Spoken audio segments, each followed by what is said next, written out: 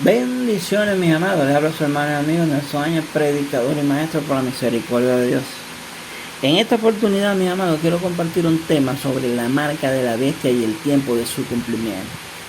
Porque algunos hermanos me han preguntado sobre este tema, que si la marca de la vacuna es la marca de la bestia. De hecho, no. O sea, nosotros cuando queremos saber sobre alguna profecía de la Escritura, debemos analizar el contexto y debemos analizar algunos hechos que nos dice dicha profecía que deben ocurrir antes y que deben estar ocurriendo cuando esa profecía se va a cumplir, para poderle dar una correcta interpretación a las Escrituras.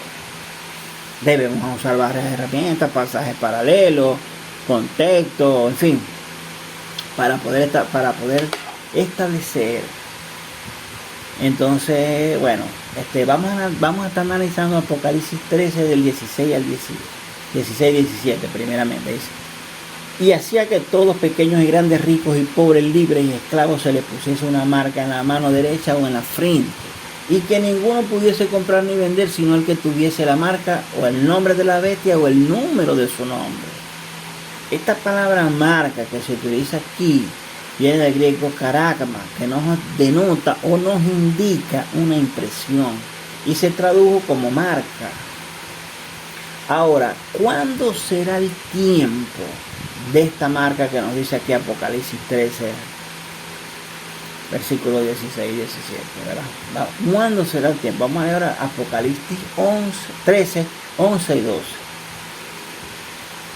Dice: después vi otra bestia. Son versículos anteriores a los que dije ahorita, anteriores, o sea, el contexto. Después vi otra bestia que subía de la tierra y tenía 2 cuernos semejantes a los de un cordero, pero hablaba como dragón. Y ejerce toda autoridad de la primera bestia en presencia de ella, y hace que la tierra y los moradores de ella adoren a la primera bestia, cuya herida mortal fue sanada.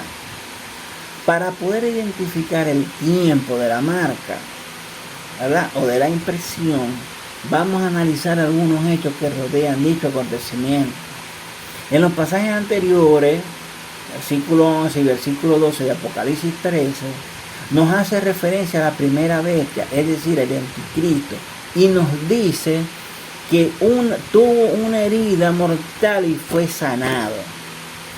A lo que identifiquemos cuándo fue herido el anticristo, podemos determinar el tiempo de la marca o impresión que se le colocará a las personas o a los moradores de la tierra. Vamos ahora a Daniel 9:27 para ver qué nos dice sobre el anticristo y algunas cosas que nos dice aquí. Dice Daniel 9:27, dice: por otra semana confirmará el pacto con muchos. A la mitad de la semana hará cesar el sacrificio y la ofrenda. ¿Quién es este personaje que hace un pacto primero por 7 años? Porque en Daniel 9, estos versículos, o el contexto de Daniel 9:27, nos está hablando de la semana 70 de Daniel, donde se han cumplido 69 y falta una semana. Fácilmente se puede establecer, por los hechos que ya ocurrieron, por la historia y por la palabra de Dios, que transcurrieron una gran cantidad de años, o sea, 69 semanas, y cada semana, o sea, son semanas de 7 años. Cada semana son 7 años, se multiplica por 69 y le dan los años, 400 y pico, del cumplimiento de las primeras 69 semanas cumplidas de forma literal, que no voy a entrar en detalle porque si no me alargo mucho aquí. Ahora, ¿quién es este personaje que va a hacer un pacto primero y después, a la mitad de la semana o a los 3 años y medio, va a deshacer el pacto prácticamente? Pues hará cesar el sacrificio y la ofrenda. O sea, eso es una ofrenda para el pueblo judío.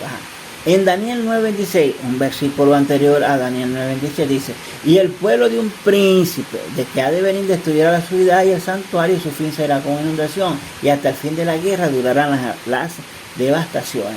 sabemos perfectamente que el pueblo que destruyó la ciudad y el santuario fue el Imperio Romano, o el pueblo romano, por medio de general Tito, hijo del emperador Vespasiano. Ahora nos dice que el pueblo de un príncipe, o sea, que este príncipe que tiene que venir pertenece a ese pueblo. O sea, o pertenece o es parte del Imperio Romano. El anticristo tiene que surgir del Imperio Romano, que estuvo establecido entre Europa y Medio Oriente.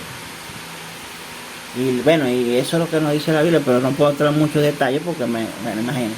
Bueno, como podemos ver, miren, mi hermano, el pueblo, en el versículo dice, y el pueblo de un príncipe que ha de venir. ¿Quién es el pueblo que destruyó? El Imperio Romano por medio de general Tito. Príncipe que ha de venir, destruir la ciudad del santuario, sabemos que fue el Imperio Romano. En el versículo siguiente nos dice, y a la mitad de la semana, dice que él hará un pacto, dice, y por otra semana confirmará el pacto. ¿Quién confirma el pacto? El príncipe que ha de venir. Y a la mitad de la semana rompe el pacto. ¿Por qué este hombre rompe ese pacto a la mitad de la semana? Este hombre, algo pasó aquí. Algo pasó, algo sucedió. Ahora vamos a ir ahora a Apocalipsis 17:8. Primero hoy leímos Apocalipsis 13, ahora vamos a Apocalipsis 17. Nos dice, la bestia que era y no es, la bestia que has visto era y no es, y está para subir del abismo. Imagínense eso. E ir a perdición. Y los moradores de la tierra, aquellos cuyos nombres no están escritos desde la fundación del mundo en el libro de la vida, se asombrarán viendo a la bestia que era y no es y será. Estos pasajes podemos entender por los acontecimientos que nos dicen aquí, o sea, Apocalipsis 17, nos hace entender que esto es antes que los acontecimientos de Apocalipsis 13. ¿Verdad? ¿Por qué? Bueno, ya vamos a analizar el por qué. Miren lo que dice en el versículo 11. Dice, la bestia que era y no es también el octavo, y está entre los 7. Y va a perdición. Nos dice que está entre los 7. ¿Quiénes son los 7? Versículo 7, las cabezas. Nos dice también que sube del abismo. Esta palabra abismo viene del griego abusos, que significa sin fondo o una profundidad extrema. No hace referencia a un lugar específico, nos indica lo profundo del sitio. Ahora, es difícil establecer de dónde es que va a subir el anticristo, porque dice, o sea, está hablando, cuando hace referencia a este pasaje,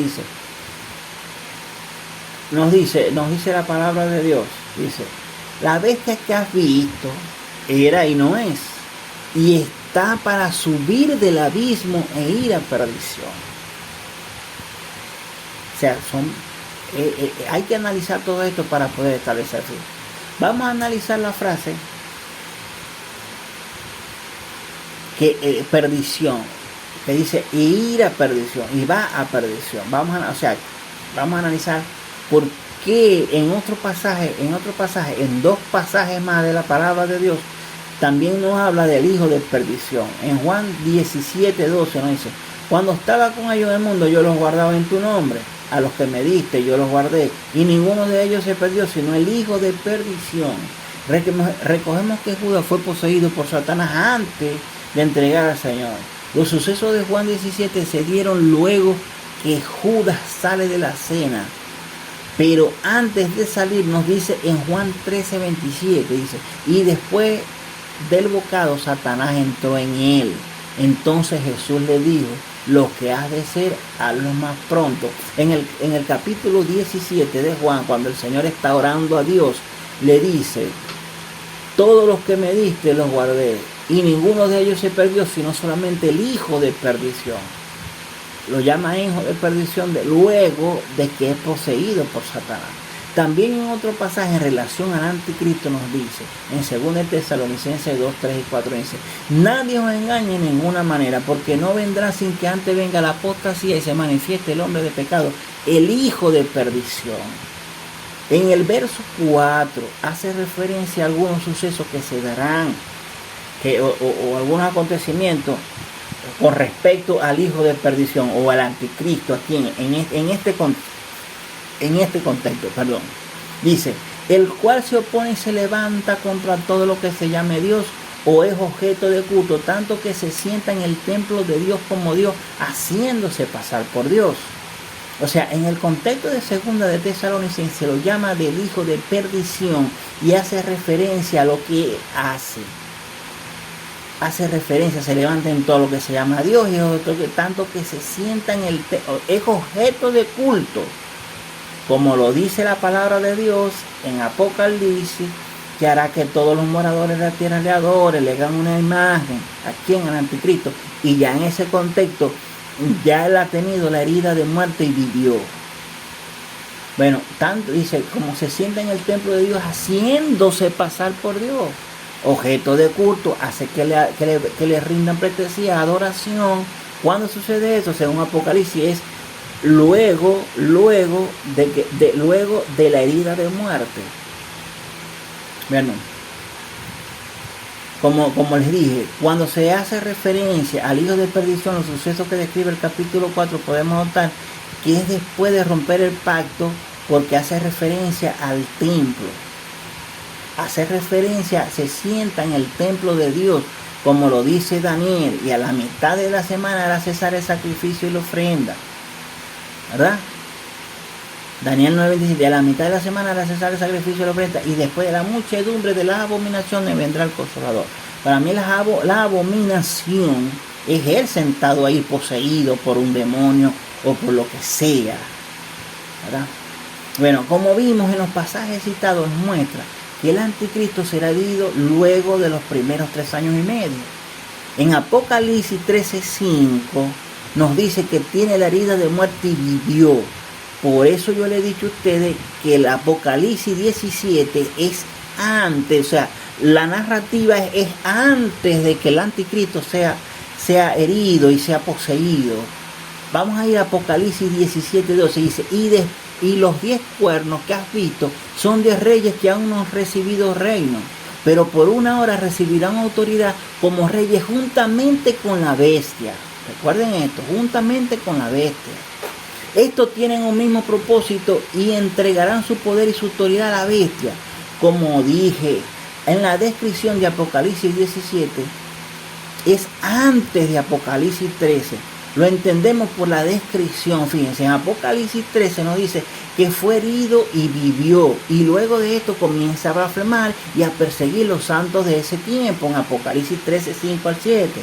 Pero en Apocalipsis 17 nos dice que no han recibido reino todavía. Y el propósito de los cuernos o los reyes es entregar su autoridad al anticristo. Y los reyes van a gobernar juntamente con la bestia. Ellos van a comenzar con la bestia. A reinar con él. O sea, podemos establecer por todo lo que hemos leído que la herida de la muerte es después de los 3 años. Luego de los 3 años, porque en Apocalipsis 13 dice, y se le dio autoridad por 42 meses. O sea, seguir por 42 meses más. O sea, 3 años y medio. ¿Verdad? Bueno, ahora, ¿quién ordena la marca? ¿Quién la ordena? Para esos que temen que si ya estamos en la marca o no. Miren, en Apocalipsis 13:11 nos dice, después vi otra bestia que subía de la tierra y tenía 2 cuernos semejantes a los de un cordero, pero hablaba como dragón. Y ejerce toda la autoridad de la primera bestia en presencia de ella y hace que la tierra y los moradores de ella adoren a la primera bestia cuya herida mortal fue sanada. Ahora vamos a leer todo el contexto. También hace que grandes señales de tal manera que hagan descender el fuego del cielo a la tierra delante de los hombres. Y engañarán a los moradores de la tierra con señales que se le ha permitido hacer en presencia de la bestia. Mandando a los moradores de la tierra que hagan una imagen a la bestia que tiene la herida de espada y vivió. Y se les permitió infundir aliento a la imagen de la bestia para que la imagen para que la imagen hablase e hiciese matar a todo el que no la adorase. Y hacía que todos, pequeños y grandes, ricos, pobres y libres y esclavos, se le pusiese una marca en la mano derecha o en la frente. Y que ninguno pudiese comprar ni vender, sino el que tuviese la marca o el nombre de la bestia o el número de su nombre. No es el tiempo de la marca, no va a aparecer del anticristo ni el falso profeta. El que hace que marquen a los hombres es el falso profeta, como hemos leído. Es el falso profeta que manda a adorar al anticristo y a colocar esa marca o esa impresión a los moradores de la tierra. ¿Qué le sucede a aquellas personas que se dejen marcar? El Apocalipsis 14:9 dice: y el ángel le siguió diciendo a gran voz: si alguno adora a la bestia y su imagen, recibe la marca en su frente y en su mano. Y él también beberá del vino de la ira de Dios, que ha sido vaciado puro en el cáliz de su ira, y serán atormentados con fuego azufre delante de los santos ángeles y del Cordero. Y el humo de su tormento sube por los siglos de los siglos, y tiene reposo de día ni de noche los que adoran a la bestia de su imagen, ni nadie que reciba la marca de su nombre. Nadie que reciba la marca, hermano, tendrá salvación. Jesucristo vino a librarnos de ese terrible tiempo. Jesucristo no solamente quiere librarnos de ese terrible tiempo, también quiere librarnos de la condenación del infierno. Busca de Dios, como dice la palabra, mientras pueda ser hallado. Espero que esta enseñanza pueda ser de edificación para tu vida. Que la gracia de nuestro Señor Jesucristo, el amor del Padre y la comunión con su Hijo sea con todos nosotros. Bendiciones.